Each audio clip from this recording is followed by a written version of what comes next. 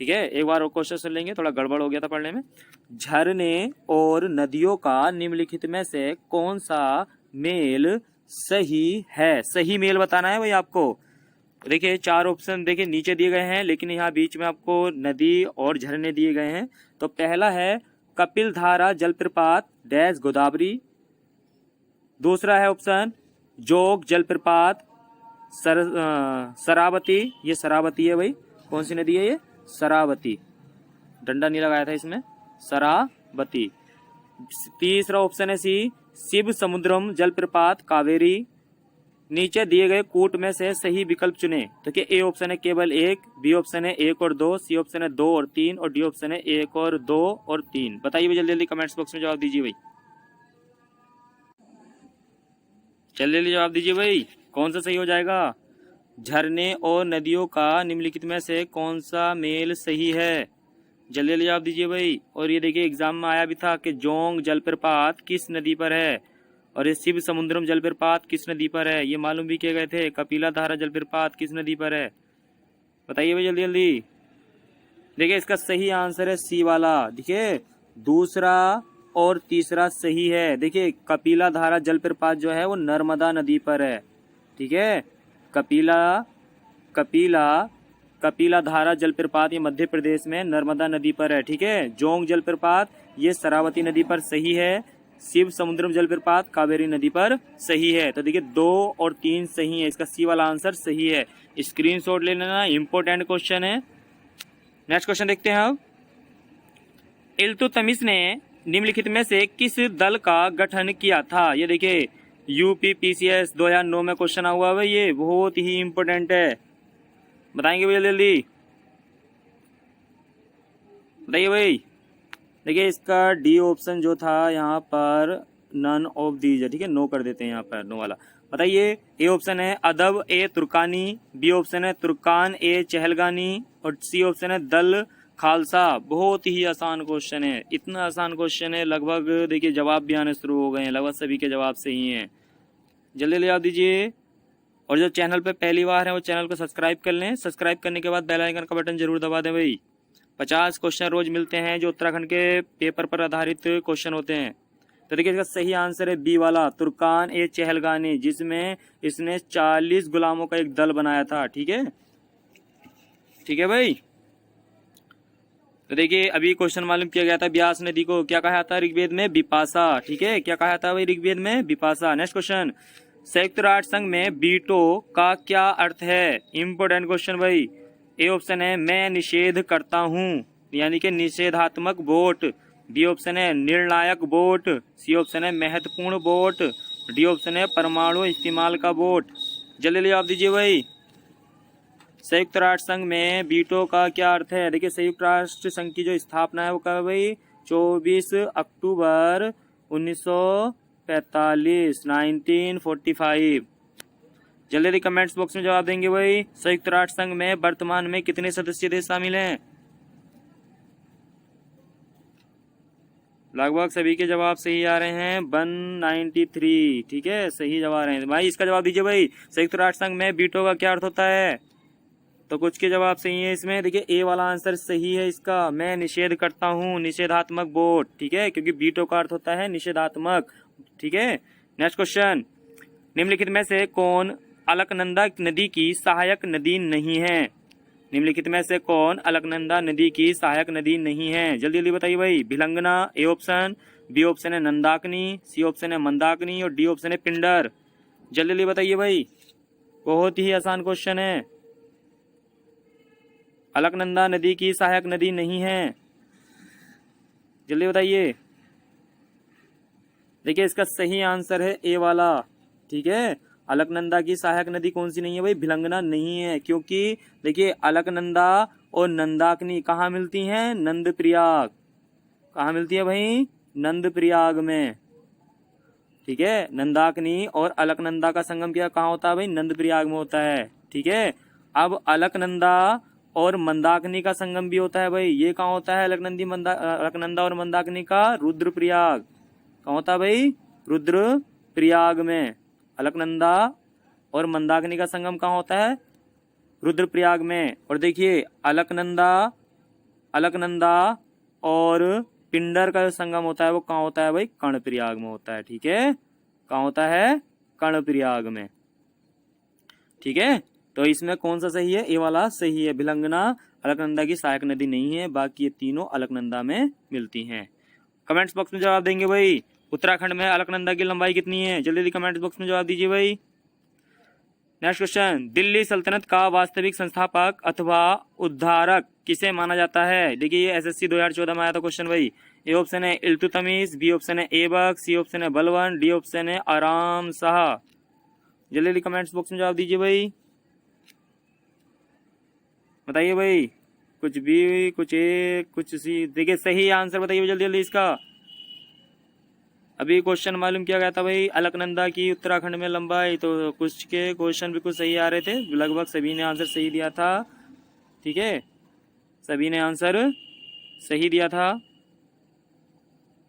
कितनी है? 195 है, 195 किलोमीटर है। ठीक है, किसकी लंबाई है भाई? अलकनंदा की। इसका जवाब हो जाएगा भाई सही ए वाला। ठीक है, इल्तुतमिश। देखिए गुलाम वंश का जो संस्थापक था वो ऐबक था, लेकिन गुलाम वंश का जो वास्तविक संस्थापक था वो इल्तुतमिश था। ठीक है, नेक्स्ट क्वेश्चन, बाबर ने बादशाह की उपाधि कब धारण की थी भाई? देखिए ये एसएससी 2001 में भी आया था और यूपी पीसीएस मेंस में 2012 में आया हुआ क्वेश्चन। ये बहुत इंपॉर्टेंट क्वेश्चन है। बाबर ने बादशाह की उपाधि कब धारण की थी? जल्दी जल्दी जवाब दीजिए भाई। ए ऑप्शन है 1506, बी ऑप्शन है 1507, सी ऑप्शन है 1508, डी ऑप्शन है 1509। जल्दी जल्दी कमेंट्स बॉक्स में जवाब दीजिए भाई। बाबर, देखिए बाबर 11 वर्ष की आयु में फरगना का शासक बना था। बाबर जो बाबर है, देखिए बाबर ने भारत पे जो अधिकार किया था वो कब किया था भाई? 1526 में। ठीक है, 1526 में कब अधिकार किया था भारत में? पानीपत का प्रथम युद्ध 21 अप्रैल 1526 में इब्राहिम लोदी को पराजित किया था। ठीक है, बताइए भाई। और पिता का नाम क्या था इनके? शेख मिर्जा। बाबर ने बादशाह की उपाधि कब धारण की थी? जल्दी जल्दी जवाब दीजिए भाई। देखिए बाबर ने सबसे पहले जो आक्रमण किया था भारत के सीमांत क्षेत्र में आक्रमण किया था, जिसमें सबसे पहले जो आक्रमण आता है, एक तो आता है आपका काबुल पर जो आक्रमण किया था वो किया था 1504 में। ठीक है, और 1507 में कंधार, जिसे बोलते हैं कंधार आक्रमण किया था। और कंधार आक्रमण के समय ही इसने पादशाह, जिसे हम बोलते हैं बादशाह की उपाधि ली थी। इसका बी वाला आंसर सही है, 1507 में। ठीक है, हाँ भाई कमेंट्स बॉक्स में जवाब देंगे भाई सभी। जो बाबर है, बाबर ने राणा सांगा को कब पराजित किया था? जल्दी जवाब दीजिए। नेक्स्ट क्वेश्चन देखते हैं। संयुक्त राष्ट्र के वर्तमान में महासचिव कौन है?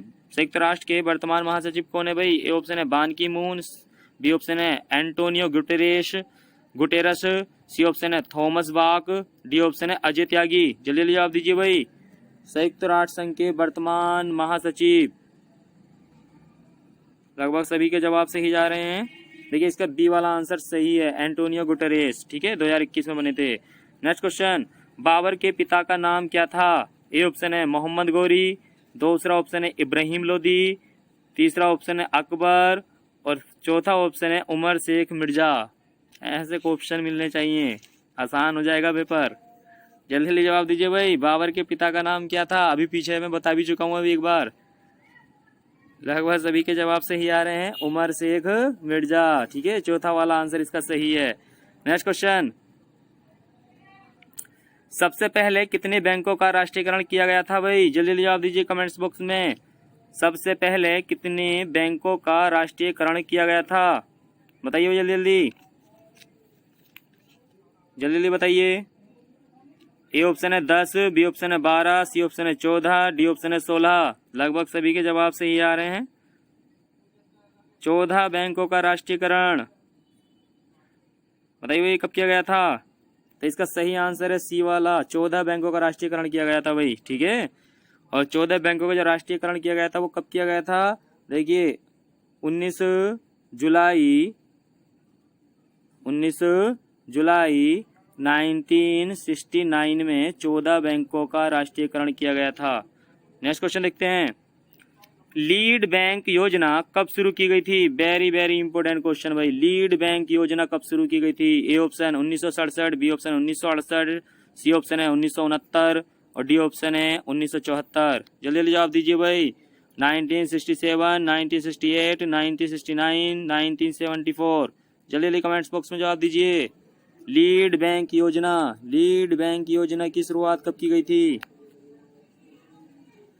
जल्दी जल्दी जवाब दीजिए भाई। कुछ अलग बोल रहे हैं, कुछ को पता ही नहीं है।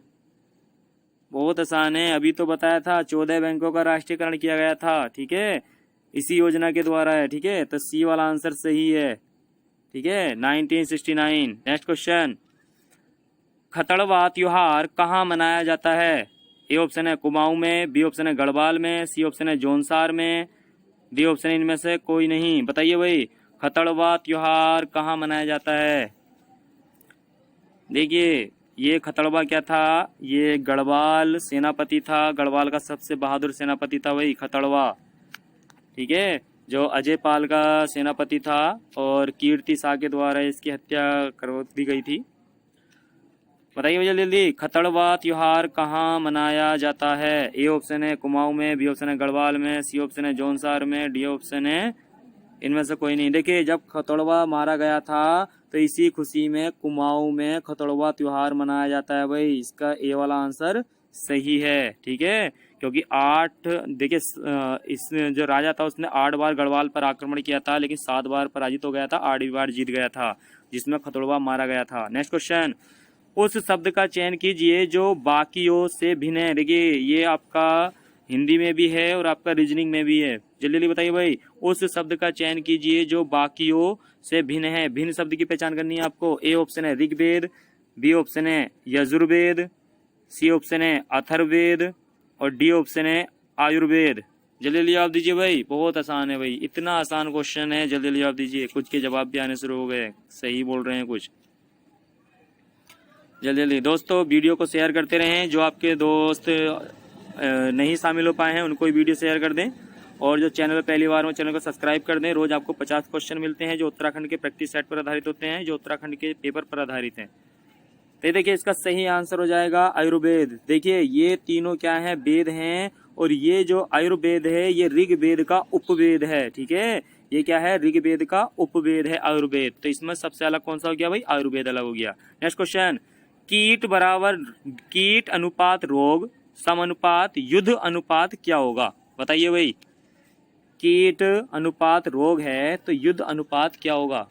ए ऑप्शन है सेना, बी ऑप्शन है हार, सी ऑप्शन है शस्त्रागार और डी ऑप्शन है विनाश। जल्दी जवाब दीजिए कमेंट्स बॉक्स में, बहुत ही आसान है, लगभग जवाब सभी के सही आ रहे हैं, कुछ अलग हैं। जल्दी जवाब दीजिए भाई। देखिए भाई, इसका सही जो आंसर हो जाएगा, देखिए सीधा समझ लीजिए, कीट से क्या होता है? रोग होता है, और युद्ध से क्या होता है? विनाश होता है, ठीक है, डी वाला आंसर इसका सही है। नेक्स्ट क्वेश्चन, दिए हुए शब्दों में भिन्न अर्थ वाला शब्द है, ठीक है, दिए हुए शब्दों में भिन्न अर्थ वाला शब्द है। भिन्न अर्थ पहचानना भी आपको, इसमें भी देखिए अलग शब्द पहचानना है आपको। ए ऑप्शन है भास्कर, बी ऑप्शन है रवि, सी ऑप्शन है दिवाकर और डी ऑप्शन है सुधाकर। जल्दी जल्दी जवाब दीजिए भाई, जल्दी जल्दी जवाब दीजिए। आसान क्वेश्चन है भाई, लगभग सभी के आंसर सही आ रहे हैं, कुछ अलग हैं, सभी के आंसर लगभग सही हैं। देखिए, ये रीजनिंग में क्वेश्चन है आपका। देखिए, इसका सही आंसर हो जाएगा डी वाला सुधाकर। देखिए, भास्कर, रवि और दिवाकर ये सब के सब सूर्य के पर्यायवाची हैं, ठीक है, ये सब के सब किसके पर्यायवाची हैं भाई? सूर्य के पर्यायवाची हैं। सुधाकर क्या है? इसमें अलग हो जाएगा। नेक्स्ट क्वेश्चन, गुरु के समीप रहकर अध्ययन करने वाला के लिए एक शब्द है। देखिए, अनेक शब्दों के लिए एक शब्द, ये आपके एग्जाम में आता ही है और ये इंपॉर्टेंट है, कई बार एग्जाम में आ चुका है क्वेश्चन कि गुरु के समीप रहकर अध्ययन करने वाला के लिए एक शब्द क्या होगा?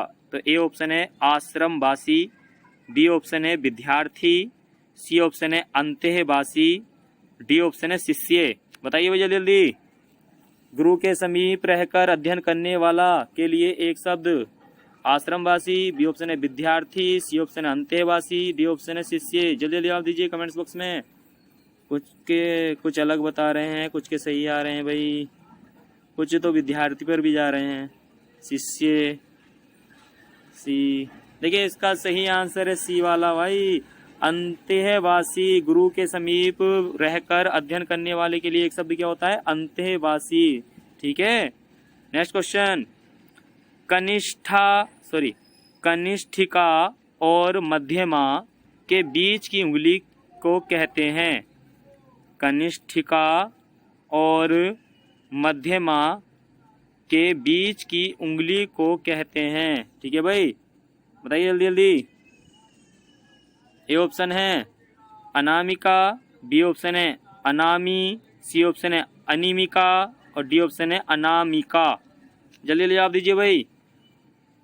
कनिष्ठिका और मध्यमा के बीच की उंगली को कहते हैं।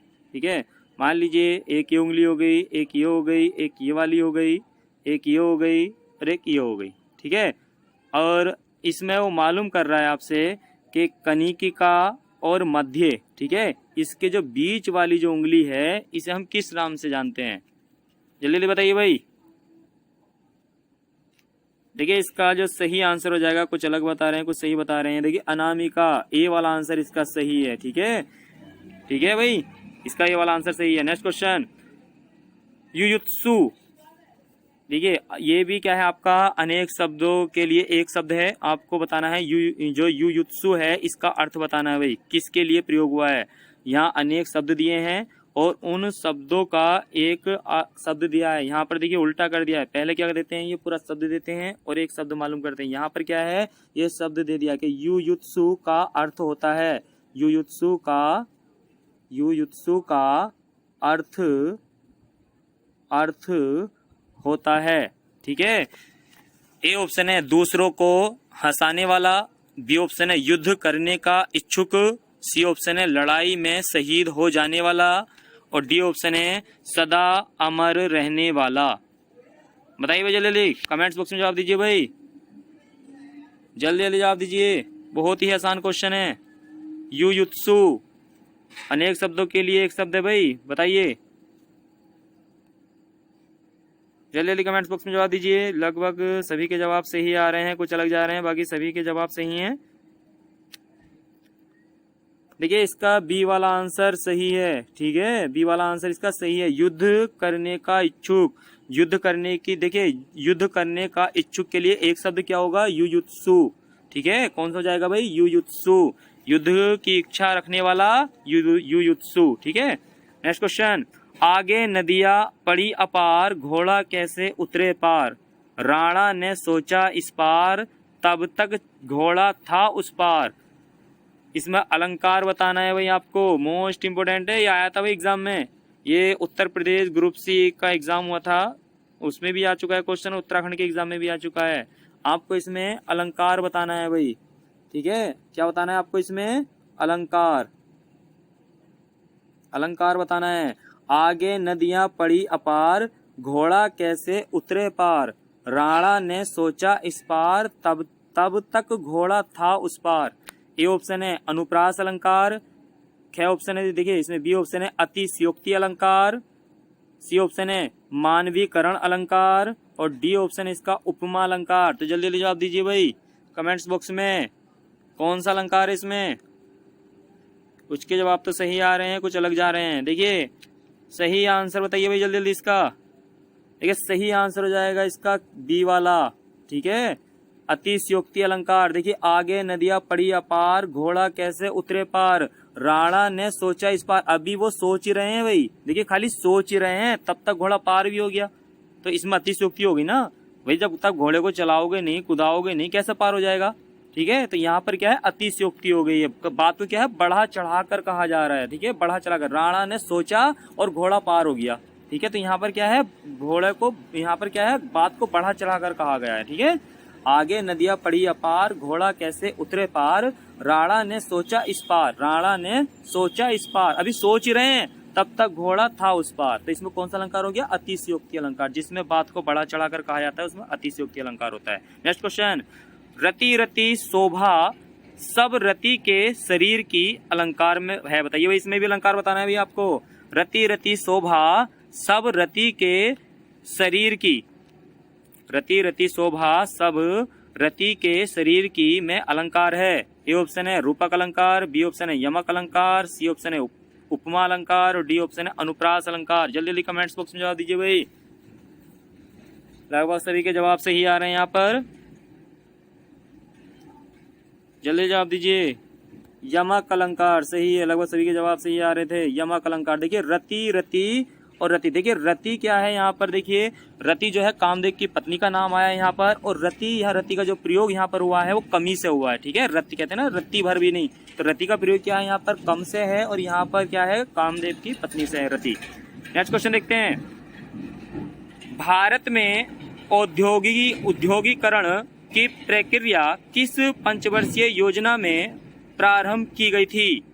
भारत में औद्योगिकरण की प्रक्रिया किस पंचवर्षीय योजना में प्रारंभ की गई थी?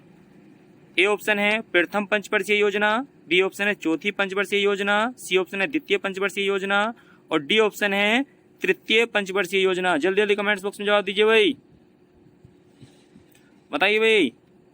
औद्योगिकरण की प्रक्रिया किस पंचवर्षीय योजना में प्रारंभ की गई थी?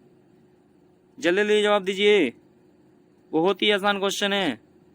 देखिए भाई, पहली जो पंचवर्षीय योजना थी इसमें कृषि को प्रोत्साहन दिया गया था, लेकिन जो दूसरी पंचवर्षीय योजना थी, सी वाला आंसर इसका सही है। दूसरी पंचवर्षीय योजना में औद्योगिकरण की प्रक्रिया पर विशेष ध्यान दिया गया था, और दूसरी पंचवर्षीय योजना में ही 3 स्टील संयंत्र खोले गए थे, DBR2, दुर्गापुर, भिलाई, राउरकेला, ये 3 संयंत्र खोले गए थे दूसरी पंचवर्षीय योजना में। ठीक है, ये बहुत आता क्वेश्चन कि दुर्गापुर, भिलाई, राउरकेला, ये जो संयंत्र थे ये किस पंचवर्षीय योजना में खोले गए थे? ये दूसरी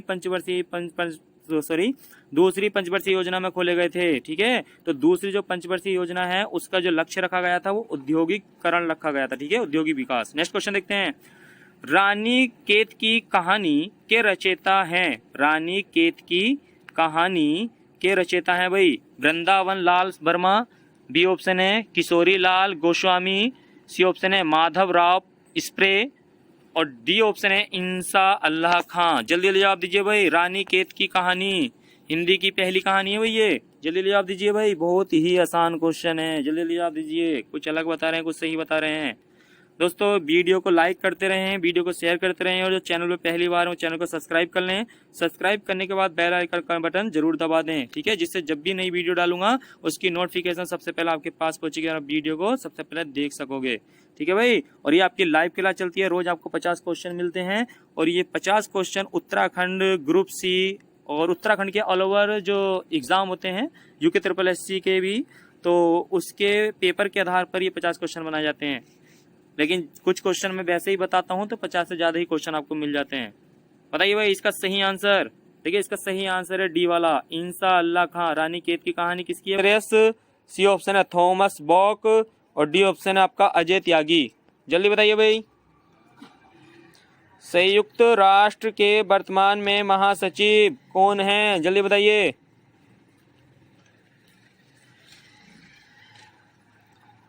तो संयुक्त राष्ट्र के वर्तमान में जो महासचिव हैं वो कौन है भाई? जिसका बी है वो सही है भाई, एंटोनियो गुटेरेस। ठीक है, ये पुर्तगाल के हैं। सभी कमेंट बॉक्स में जवाब देंगे। यूएनओ की स्थापना कब की गई थी? जल्दी बताइए। यूएनओ की स्थापना कब की गई थी भाई? संयुक्त राष्ट्र संघ की स्थापना कब की गई थी? जल्दी बताइए, जल्दी बताइए।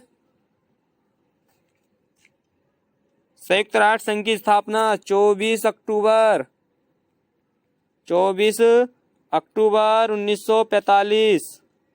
24 अक्टूबर 1945 में यूएनओ की स्थापना की गई थी। यूएनओ का मुख्यालय कहाँ है? जल्दी बताइए सभी कमेंट बॉक्स में।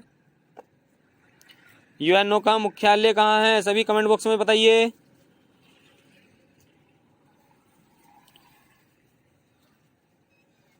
यूएनओ का मुख्यालय कहाँ है? जल्दी बताइए सभी। तो यूएनओ का मुख्यालय कहाँ है भाई? न्यूयॉर्क। कहाँ है? न्यूयॉर्क में है भाई, ठीक है, इंपॉर्टेंट है। नेक्स्ट क्वेश्चन, उस शब्द का चयन कीजिए जो बाकियों से भिन्न है। देखिए ये आपका हिंदी में भी आता है क्वेश्चन और आपका रीजनिंग की दृष्टि से भी क्वेश्चन है ये, बताइए जल्दी। उस शब्द का चयन कीजिए जो बाकियों से भिन्न है। ए ऑप्शन है ऋग्वेद, बी ऑप्शन है यजुर्वेद, सी ऑप्शन है अथर्ववेद और डी ऑप्शन है आयुर्वेद। जल्दी बताइए भाई,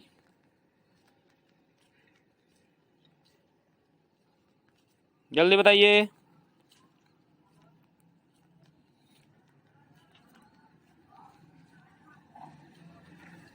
इसका सही आंसर हो जाएगा भाई डी वाला आयुर्वेद। देखिए ये भी आपका वेद है, ये भी वेद है, अथर्ववेद भी है, ठीक है। ये तीनों क्या है, वेद हैं, क्योंकि वेद कितने हैं, 4। ये किसके साथ होता है, सामवेद, ठीक है। कौन सा होता है, सामवेद।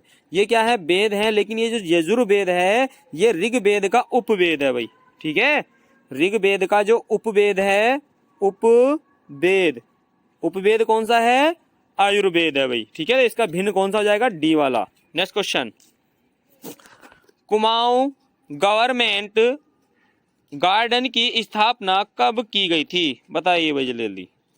कुमाऊं गवर्नमेंट गार्डन की स्थापना कब की गई थी। ए ऑप्शन है 1861, बी ऑप्शन है 1865, सी ऑप्शन है 1869 और डी ऑप्शन है 1887। जल्दी बताइए भाई, इंपॉर्टेंट क्वेश्चन है, जल्दी बताइए, जल्दी जल्दी जवाब दीजिए सभी। कुमाऊं गवर्नमेंट गार्डन, बताइए जल्दी। देखिए पहले इसका नाम चौबटिया था, चौबट्टा करके था, चौबट्टा गार्डन करके था, लेकिन बाद में इसका नाम बदल दिया गया 2009 में, ठीक है। लेकिन इसकी स्थापना जो मानी गई है, अब स्थापना में 2009 तो यहाँ है नहीं, ठीक है। तो यहाँ पर सही कौन सा जाएगा, सी वाला, 1869 वाला, जिसका सी है वो सही है भाई। नेक्स्ट क्वेश्चन, उत्तराखंड में भारतीय प्रबंधन संस्थान कहाँ स्थित है, जल्दी बताइए भाई। उत्तराखंड में भारतीय प्रबंध संस्थान कहाँ स्थित है। ए ऑप्शन है पिथौरागढ़, बी ऑप्शन है अल्मोड़ा, सी ऑप्शन है श्रीनगर और डी ऑप्शन है काशीपुर। जल्दी बताइए भाई, जल्दी बताइए। उत्तराखंड में भारतीय प्रबंधन संस्थान कहाँ स्थित है, पिथौरागढ़, अल्मोड़ा, श्रीनगर, काशीपुर, बताइए भाई जल्दी। जल्दी बताइए कौन सा सही हो जाएगा इसका। इसका डी आंसर सही है भाई, काशीपुर में, ठीक है। भारतीय प्रबंधन संस्थान, प्रबंध संस्थान कहाँ है, ये काशीपुर में है भाई। नेक्स्ट क्वेश्चन, स्वर्ण क्रांति किससे संबंधित है। ए ऑप्शन है कीमती खनिज, बी ऑप्शन है दलहन, सी ऑप्शन है जूट और डी ऑप्शन है बागवानी और शहद। जल्दी बताइए भाई, स्वर्ण क्रांति किससे संबंधित है, जल्दी बताइए। देखिए ये जो क्रांति हैं, जितनी भी आपको क्रांति हैं उनमें से एक क्वेश्चन आएगा, और जो कल्चर हैं जैसे पीसी कल्चर, मधुमक्खी पालन से संबंधित है तो कल्चर, इनमें से कोई ना कोई सा क्वेश्चन आपके एग्जाम में मिलेगा। तो बताइए स्वर्ण क्रांति किससे संबंधित है। जैसे हरित क्रांति कृषि से संबंधित है, लाल क्रांति मांस टमाटर से संबंधित है, ठीक है, गोल क्रांति आलू से संबंधित है और श्वेत क्रांति दुग्ध उत्पादन से संबंधित है। इसी तरीके से स्वर्ण क्रांति किससे संबंधित है, बागवानी और शहद, ठीक है। डी वाला आंसर इसका सही है। नेक्स्ट क्वेश्चन, भारतीय पर्यटन मंत्रालय द्वारा भारत में पर्यटन को बढ़ावा देने के लिए किस लोकप्रिय शब्द का इस्तेमाल किया गया है। ए ऑप्शन है इष्ट का देश, बी ऑप्शन है पूर्व का मोती, सी ऑप्शन है सुंदर भारत और डी ऑप्शन है अतुल्य भारत। जल्दी बताइए भाई, भारतीय पर्यटन मंत्रालय द्वारा भारत में पर्यटन को बढ़ावा देने के लिए किस लोकप्रिय शब्द का इस्तेमाल किया गया है, जल्दी बताइए। तो देखिए इसका सही आंसर हो जाएगा अतुल्य भारत, डी वाला आंसर इसका सही है। नेक्स्ट क्वेश्चन, मुख बाल रवि समलाल होकर ज्वाला सा बोधित हुआ, अलंकार बताएं। बताइए भाई, मुख लाल रवि सम लाल होकर, मुख बाल रवि सम लाल होकर ज्वाला सा बोधित हुआ, अलंकार बताएं। कौन सा अलंकार है इस पंक्ति में? ए ऑप्शन है मानवीकरण अलंकार, बी ऑप्शन है अतिशयोक्ति अलंकार, सी ऑप्शन है उपमा अलंकार और डी ऑप्शन है अनुप्रास अलंकार। बताइए जल्दी भाई। देखिए, मुख बाल रवि सम आ गया, सम, ये सम आते ही कौन सा हो गया? उपमा अलंकार। ठीक है, कौन सा हो गया? उपमा अलंकार। इस देखिए, सम क्या है? तुलना की जा रही है। ठीक है, तो सम आते ही कौन सा हो गया इसमें? उपमा अलंकार। नेक्स्ट क्वेश्चन, महात्मा गांधी को महात्मा किसने कहा था? ए ऑप्शन है खान अब्दुल गफ्फार खान, बी ऑप्शन है चर्चिल, सी ऑप्शन है रविंद्रनाथ टैगोर और डी ऑप्शन आपका जेबी कृपलानी। बताइए भैया जल्दी। महात्मा गांधी को महात्मा किसने कहा था? जल्दी बताइए।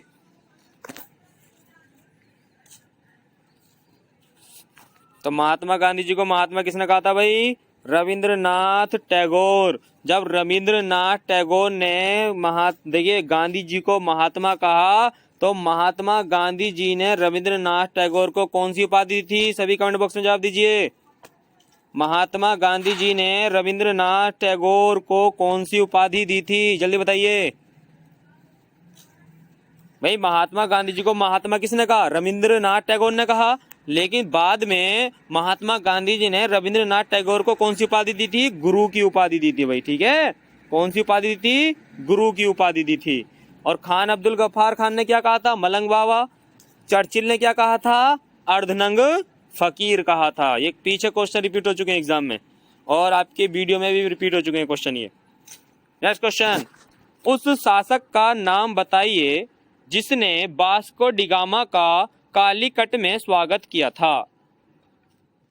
बताइए भाई। देखिए, जो वास्को डिगामा था, अभी पीछे मैंने आपको बता भी दिया था कि सबसे पहले कहाँ पहुंचा था? कालीकट बंदरगाह में पहुंचा था। ठीक है, तो कालीकट बंदरगाह में वास्को डिगामा का जो स्वागत किया था वो किस शासक ने किया था? आपको बताना है। ए ऑप्शन है अल्बुकर्क, बी ऑप्शन है डॉन अल्मीडा, सी ऑप्शन है गैस्फर कोरिया और डी ऑप्शन है जमोरिन। बताइए भाई, जल्दी बताइए किसने किया था वास्को डिगामा का स्वागत? बताइए जल्दी। तो वास्को डिगामा का जो स्वागत किया था कालीकट बंदरगाह पर, वो किसने किया था? जमोरिन ने किया था भाई। डी वाला आंसर इसका सही है, जिसका डी है सही है। इंपोर्टेंट है, ऐड कर लेना, कॉपी में लिख लेना, स्क्रीनशॉट ले लेना। इसी तरीके से क्वेश्चन मालूम करता है आयोग। नेक्स्ट क्वेश्चन, भारत में पुर्तगाली सत्ता की वास्तविक नींव रखने वाले महानतम पुर्तगाली गवर्नर थे। बताइए भाई। देखिए, यहाँ पर भारत में पुर्तगाली सत्ता की वास्तविक नींव रखने की बात, देखिए पुर्तगाली नींव रखने की बात नहीं, वास्तविक नींव रखने की बात चल रही है भाई, क्योंकि पुर्तगाली भारत में आते रहते जाते रहते। भारत में पुर्तगाली सत्ता की वास्तविक नींव रखने वाले महानतम पुर्तगाली गवर्नर थे। ए ऑप्शन है फ्रांसिस ड्रेक, बी ऑप्शन है वास्को डिगामा, सी ऑप्शन है अल्मेडा और डी ऑप्शन है अल्बुकर्क। बताइए जल्दी भाई, जल्दी जल्दी आप दीजिए कमेंट बॉक्स में, इतना समय नहीं है, जल्दी बताइए।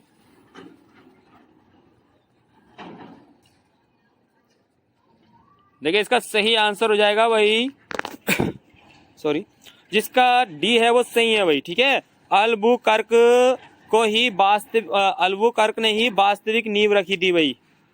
नेक्स्ट क्वेश्चन, भारतीय संविधान के अनुसार संघ की कार्यपालिका शक्ति किसमें निहित है? बताइए भाई जल्दी। ए ऑप्शन है राष्ट्रपति, बी ऑप्शन है प्रधानमंत्री, सी ऑप्शन है मंत्रिमंडल और डी ऑप्शन है ये इन सभी में। बताइए भाई जल्दी, वेरी वेरी इंपॉर्टेंट क्वेश्चन है। भारतीय संविधान के अनुसार संघ की कार्यपालिका की शक्ति किसमें निहित है? जल्दी बताइए। भारतीय संविधान के अनुसार संघ की कार्यपालिका शक्ति किसमें निहित है भाई?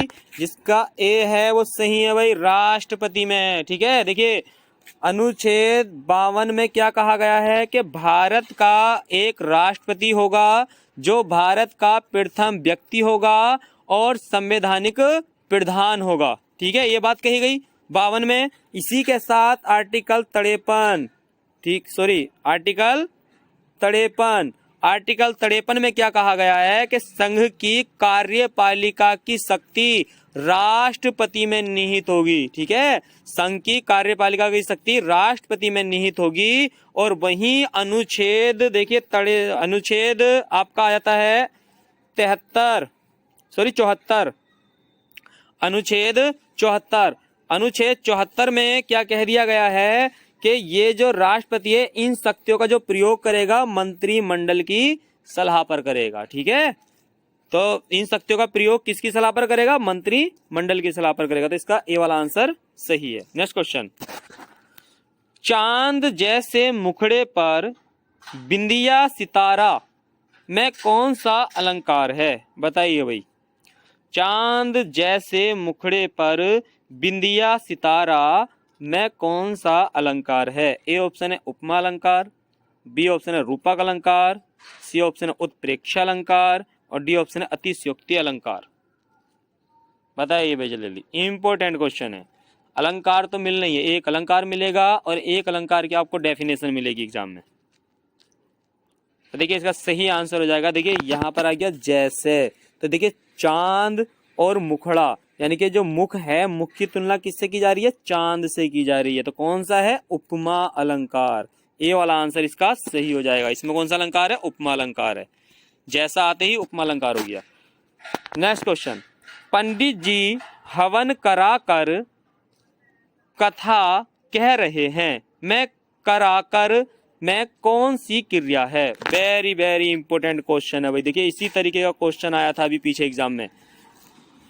जब इस तरीके का क्वेश्चन आए तो एक दो बार उस क्वेश्चन को पढ़ना है आपको, फिर ध्यान जुड़ाना है कि इसमें कहा क्या जा रहा है। देखिए इन्होंने क्या कहा है, पंडित जी ने हवन कराकर कथा कह रहे हैं, मैं कराकर में कौन सी क्रिया है? तो कराकर में क्रिया बतानी है आपको। ए ऑप्शन है संयुक्त क्रिया, बी ऑप्शन है पूर्वकालिक क्रिया, सी ऑप्शन आपका मुख्य क्रिया और डी ऑप्शन है सहायक क्रिया।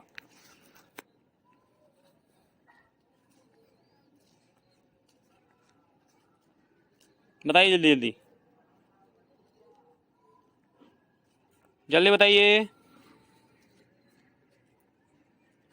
तो देखिए इसका सही आंसर हो जाएगा भाई, देखिए इसका बी वाला आंसर सही है भाई, पूर्वकालिक क्रिया है भाई। ठीक है, कौन सी है? पूर्वकालिक क्रिया है। बहुत ही आसान होती है पूर्वकालिक क्रिया। पूर्वकालिक क्रिया की सबसे बड़ी पहचान यही है, एक वाक्य पूर्ण होगा तब जाके दूसरे की बात चलेगी। ठीक है, और इसमें देखिए अधिकतर क्या आता है कि देखिए यहाँ पर क्या है, कराकर। देखिए यहाँ पर क्या कहा, देखिए जैसे एक क्वेश्चन आपका इस तरीके से बन सकता है, जैसे राम भोजन करके स्कूल गया, तो भाई काम कौन सा पहले हुआ? भोजन करने का। ठीक है, तो इसमें एक काम पहले पूर्ण हो जाएगा, ठीक है, तब दूसरा काम शुरू होगा। तो यहाँ पर देखिए कराकर ये क्रिया पूरी हो गई यहाँ पर, तो कौन सी क्रिया है? पूर्वकालिक क्रिया है यहाँ पर। ठीक है, जैसे अभी पीछे एग्जाम में आया था कि राम कुछ इस तरीके से था, जैसे कि हम कह सकते हैं कि राम भोजन करके दिल्ली गया, तो पहला काम कौन सा हुआ भाई? भोजन करके। तो भोजन करके, तो वो क्या बोलेगा? कर के कौन सी क्रिया है? करके कौन सी क्रिया है? तो पूर्वकालिक क्रिया है। नेक्स्ट क्वेश्चन, घोड़ा हिनहिनाता है, कौन सी क्रिया है? बताइए भाई जल्दी। घोड़ा हिनहिनाता है, कौन सी क्रिया है? ए ऑप्शन है प्रेरणार्थक क्रिया, बी ऑप्शन आपका नाम धातु क्रिया, सी ऑप्शन है पूर्वकालिक क्रिया और डी ऑप्शन है इनमें से कोई नहीं। जल्दी बताइए भाई। घोड़ा हिनहिनाता है, कौन सी क्रिया है? बताइए भाई, हिनहिनाना कौन सी क्रिया है? जल्दी बताइए, इतना समय नहीं है।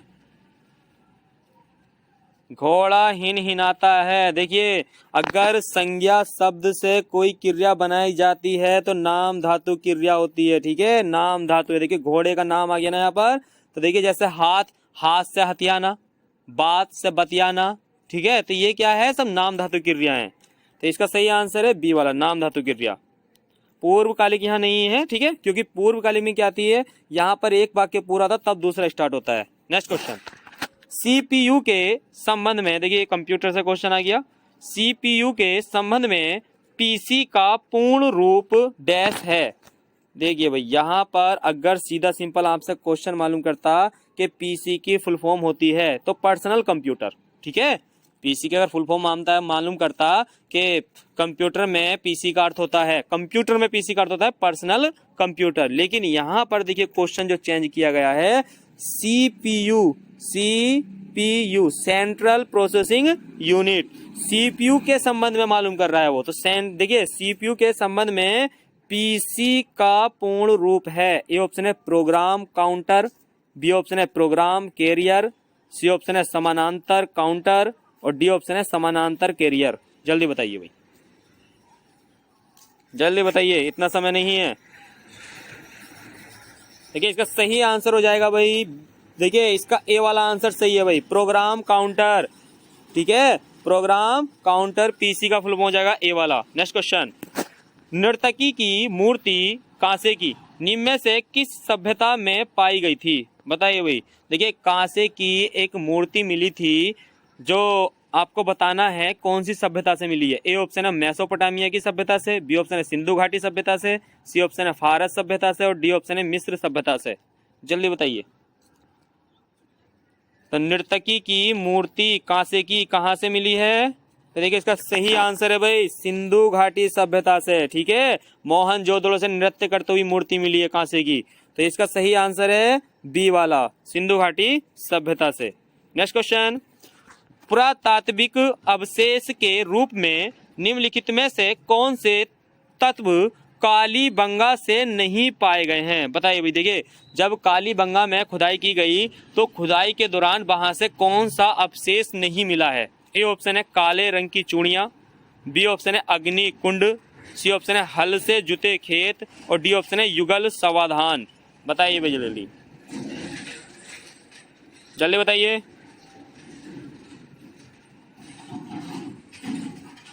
जल्दी बताइए। देखिए, इसका सही आंसर हो जाएगा भाई डी वाला। देखिए, कालीबंगा का शाब्दिक अर्थ ही होता है काले रंग की चूड़ियां। तो काले रंग की चूड़ियां तो मिली थी। दूसरा, अग्नि वेदिका भी मिली थी। ठीक है, हवन करने वाली अग्नि वेदिका भी मिली थी और जुते हुए खेत भी मिले थे। ठीक है, हल से जुते हुए खेत भी मिले थे। तीनों चीजें मिली थी या, लेकिन यहाँ पर युगल यानी कि जोड़े के साथ दफना हुए व्यक्ति के साक्ष्य नहीं मिले हैं। ठीक है, नेक्स्ट क्वेश्चन, छुछुंदर के सिर में चमेली का तेल। देखिए, ये लोकोक्ति आ गई आपके इसमें। छुछुंदर के सिर में चमेली का तेल, इसका अर्थ बताना है भैया आपको। ए ऑप्शन है, यानी कि जो आपका लोकोक्ति है, इसका बताना है आपको कौन सा मतलब निकलता है। ए ऑप्शन है दान के लिए सुपात्र न होना, बी ऑप्शन है गंजे व्यक्ति के सिर पर सुगंधित तेल लगाना, सी ऑप्शन है बिल्कुल अनपढ़ व्यक्ति को धन मिलना और डी ऑप्शन है अयोग्य व्यक्ति को उत्तम पद मिलना। बताइए भाई, जल्दी जल्दी बताइए भाई। छछुंदर के सिर में चमेली का तेल, जल्दी बताइए।